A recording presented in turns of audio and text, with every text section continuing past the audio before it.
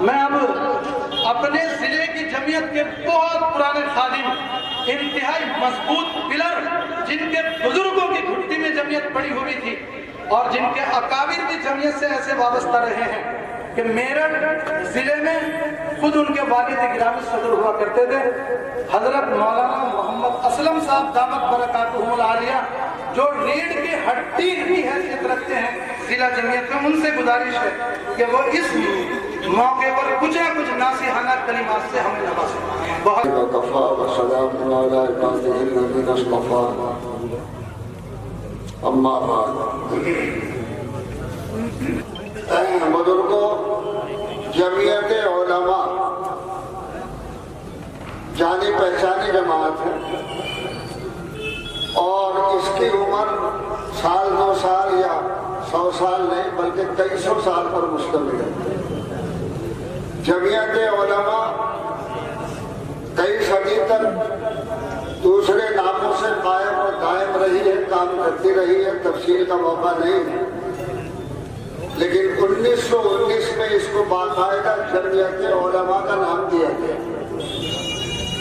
جمعیت علماء کی کارکردگی تقسیم سے پہلے اور تقسیم کے بعد آج تک رود روشن کی طرح آیا.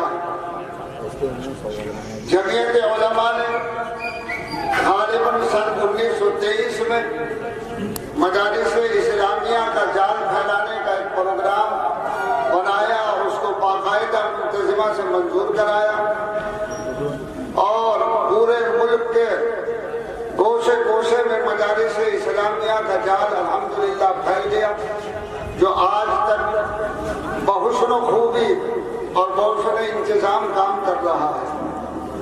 جمعیت علماء کا مقصد ہندوستان کے اندر مسلمانوں کے دین اور ان کی اسلامی تعلیمات کا تحفظ، مساجد مدارس کا تحفظ اور اس سلسلے کے اندر بھی الحمدللہ پوری طرح چاق و چوبند رہ کر کے کام جاری.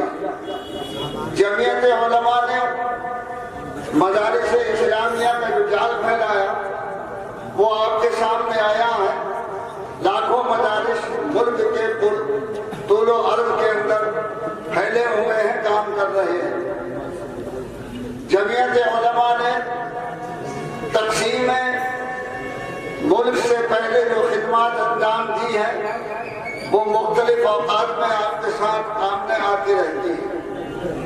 ملک کے تقسیم ہونے کے بعد جمعیت علماء کی یہ کوشش تھی کہ یہ ملک جو ہے آئین اور دستور اس کا بنے اور یہ ملک پوری طرح آزاد ہو اور تمام قوموں کے مذاہب کی، ان کے ایمان کی، تشخص کی حفاظت ہو. لہذا جمعیت علماء نے بھرپور کوشش کی اور جب آئین اور دستور بنایا گیا تو اس میں پوری نمائندگی جمعیت علماء نے مسلمانوں میں اسلام کی متعین کی. الحمدللہ تمام حقوق ہمیں جمعیت علماء اور جس کی بنیاد پر جماعتیں کام کر رہی ہیں، مدارس کام کر رہے ہیں، مساجد میں کام ہو رہا ہے اور دیگر امور تمام انجام دیے جا رہے ہیں، ان سب کو آئین کا تحفظ حاصل ہے. بزرگوں اور دوستوں، ملک کے آزاد ہونے کے بعد کوشش کی اور پوری کوشش کے ساتھ ان کے سامنے، یہ ذمہ داروں کے سامنے یہ رکھا کہ آپ نے ہم سے وعدہ کیا تھا کہ یہ ملک جمہوری ملک رہے گا، لہذا اس وعدے کو ہمارے پورا کیجیے. ملک کی تقسیم کے اوپر ہمارے اکابرین نے دستخط نہیں کیے، آپ لوگوں نے دستخط کیے تھے. ہمارے حقوق کو ماننا اور ہماری بات کو ماننا آپ کے لیے ضروری ہے. لہذا یہاں کی حکومت مجبور ہوئی اور اس نے آئین اور دستور کو جمہوری دستور بنا کر کے باقاعدہ پاس کیا گیا. بدقسمتی سے کچھ عرصے سے جو حالات آپ کے سامنے آ رہے ہیں، یہ کچھ ہماری بدعمالیاں اور کچھ کوتاہیوں کا نتیجہ بھی ہے جو ہم نے انجام دی ہے. اللہ اس سے حفاظت فرمائے، لیکن پوری طرح مطمئن رہے جمعیت علماء ہر پلیٹ فارم پر کام کر رہی ہے. آج جو ماحول بنا ہوا ہے اس ماحول کے اندر ایک نئی چیز سامنے آئی ہے. ہمارے بزرگوں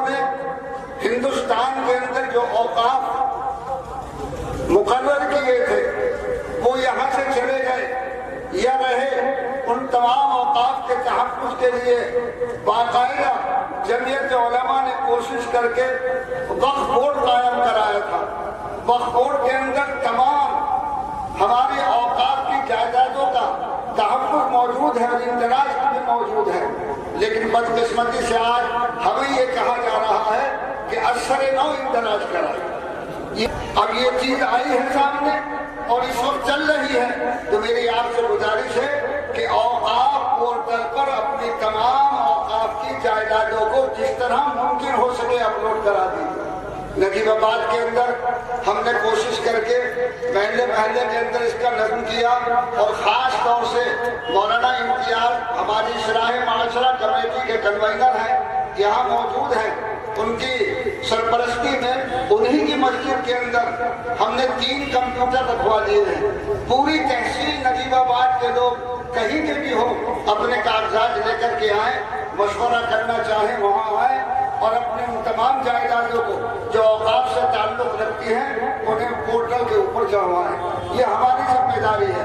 اگر آج ہم نے اپنی زندہ دلی کا اور اس ذمہ داری کا ثبوت نہ دیا اور اس پر محنت نہ کی، یہ تمام جائیدادیں جو اوقاف کی ہیں، قبرستان ہو، خانقاہیں ہو، مساجد ہو، مدارس ہو، ان کی جائیدادیں ہوں، یہ سب آپ کے ہاتھ سے نکل جائیں گے۔